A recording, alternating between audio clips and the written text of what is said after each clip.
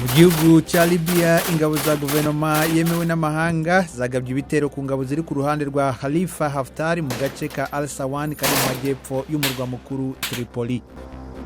Abagize umuryango w'ubukungu muri Afurika y'Uburengerazuba bari mu gihugu cya Guinea-Bissau mu rwego rwo gufasha gukemura ibibazo bya politike muri icyo gihugu. Perezida w'icyo gihugu Jose Mario Vaz yanze kwemeza uwo bahanganye watowe n'inteko kuba minisitiri w'intebe. Muri Botswana hafashwe icyemezo cyo kongera kwemera guhiga inzovu mu rwego rwo guhangana nazo. Ni icyemezo cyanenzwe cyane n'imiryango iharanira uburenganzira bw'inyamaswa. Muri Sudan inama ya gisirikare iri ku butegetsi yasabye abayobozi b'imyigaragambyo kugaruka mu biganiro ku ishingwa rya leta y'inzibacyuho. Ibyo biganiro ariko bishobora no kubangamirwa n'imyigaragambyo yo mu ijoro isaba igisirikare kwegurira ubutegetsi abasivili.